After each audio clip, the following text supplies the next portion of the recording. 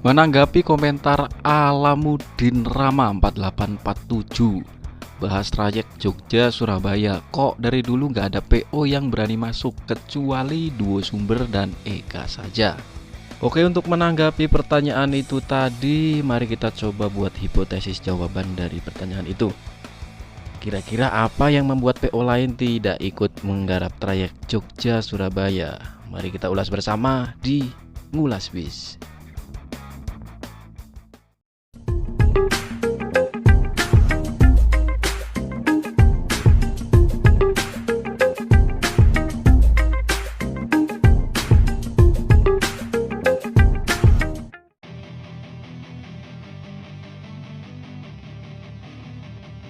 Kalau kita mau pergi ke Jogja dari Surabaya atau sebaliknya, pilihannya ya kalau nggak Sumber Group ya Eka Mira Group.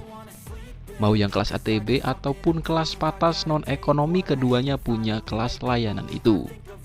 Padahal di rute trayek Jogja Surabaya ini kalau dilihat secara profit dan okupansinya bagus loh. Bisa menjangkau kota Solo, Ngawi, Madiun, Nganjuk, dan kota lainnya. Kenapa seakan-akan PO lainnya kok nggak melirik prospek di jalur ini? Nah, berikut adalah alasannya.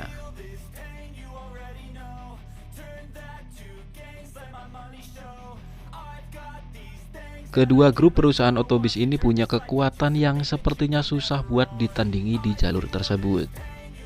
Nama dari kedua PO ini pasti udah sangat dikenal dan melekat bagi masyarakat atau penumpang di jalur itu. Karena keduanya telah hadir melayani trayek di jalur tersebut sudah sejak lama. Selain itu, keduanya juga punya armada bis yang cukup banyak. Namanya juga grup pasti memiliki anak usaha yang masih satu manajemen. Sumber Group dengan Sugeng Rahayu merahnya untuk kelas patas non-ekonomi dan Sugeng Rahayu ATB. Sedangkan Eka Mira Group yakni ada Eka untuk patas non-ekonomi dan Mira untuk ATB. Umumnya kan kalau beda divisi, yang satunya misal trayek Jakartaan, terus yang divisi lainnya buat trayek patas yang rute trayeknya berbeda lah ya. Nah, ini keduanya punya divisi yang berbeda tapi terjun di trayek yang sama yang mencangkup rute Jogja Surabaya. Cuma kelas layanannya aja yang beda dan yang patas non-ekonomi rutenya lebih jauh lagi. Untuk itu buat PO bis yang akan masuk ke jalur ini, yang akan dihadapi bukan lagi perusahaan otobus biasa, melainkan dua grup besar yang mampu menyasar kalangan tingkat masyarakat yang berbeda dengan layanan kelas yang dimilikinya. Jadi celahnya sangat sempit buat ikutan menggarap rute ini.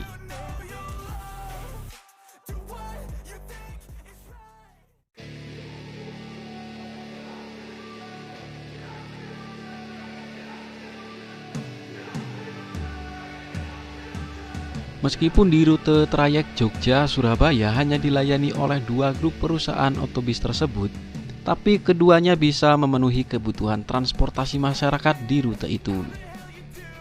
Karena armada dari kedua grup itu cukup banyak dan jadwalnya juga fleksibel, tersedia setiap saat. Nah, biasanya perusahaan otobus membuka layanan di suatu daerah itu kan yang ditinjau permintaan pasar atau demand-nya seperti apa.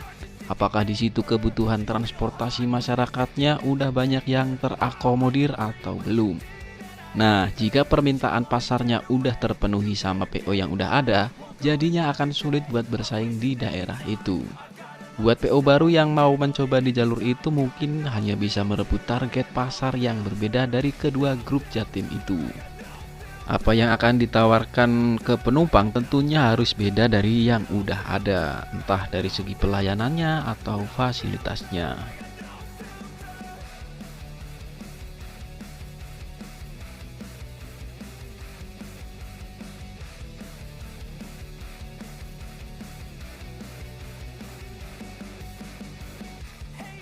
Udah jadi fakta kalau rute trayek Jogja-Surabaya menjadi salah satu jalur dengan jadwal yang padat dan terkenal dengan jam mepetnya.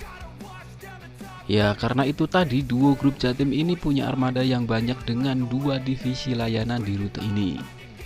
Buat daerah yang dilalui rutenya, kita bisa melihat armada dari kedua grup ini melintas hampir setiap saat. Dari pagi, siang, malam selalu warawiri. Nah, dari jadwal yang padat dan rapat ini, kemungkinan yang jadi salah satu pertimbangan PO lain buat gak ikutan menggarap trayek ini. Selain itu, pengajuan izin trayek sebuah perusahaan otobus juga perlu ditinjau dulu oleh Kementerian Perhubungan. Jika trayek sudah penuh, maka izin tidak akan disetujui. Hal ini dilakukan Departemen Perhubungan guna memastikan persaingan bisnis yang sehat antar perusahaan otobus.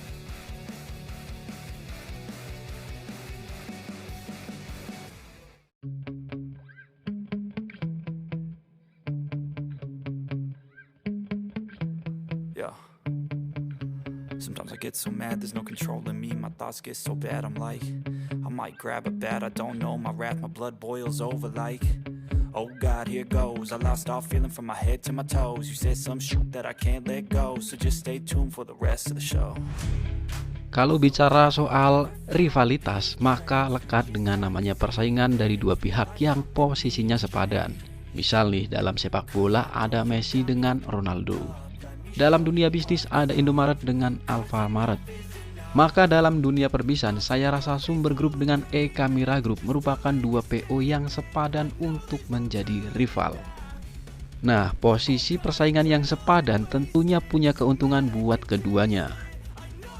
Dan kenapa mereka selalu terlibat dalam persaingan di trayek yang sama dengan kelas layanan yang sama juga?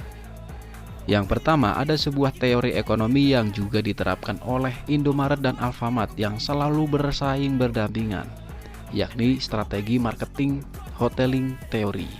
Strategi ini bertujuan untuk mendapatkan pasar yang lebih luas dan menarik konsumen sebanyak-banyaknya, di mana persentase keuntungan sudah pasti 50-50, 50 banding 50. Selanjutnya, pilihan keputusan diserahkan kepada selera konsumen.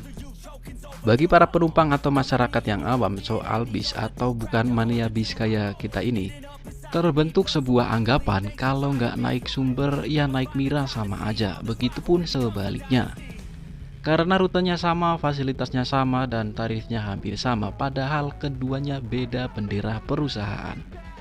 Keuntungannya bagi kedua grup itu sudah pasti 50 banding 50, dan okupansi penumpangnya juga jadi berimbang di kedua grup itu. Nah, yang kedua, persaingan yang sepadan membuat PO lainnya yang akan ikut terjun di rute yang sama jadi berpikir berulang kali untuk menghadapi mereka. Ibaratnya kita mau buka toko minimarket tapi lokasinya di situ udah ada Alfamart dan Indomaret yang udah dikenal oleh masyarakat luas. Nah, kan kita jadi mesti pikir-pikir lagi ya kan mau buka toko di situ.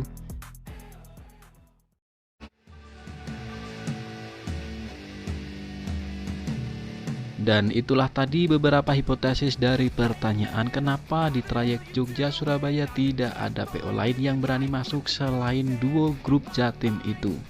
Atau menurut kalian ada alasan lainnya? Boleh tulis versi kalian di kolom komentar ya. Dan sampai di sini dulu episode Ngelas Bis kali ini. Makasih buat yang udah nonton. Wassalamualaikum warahmatullahi wabarakatuh.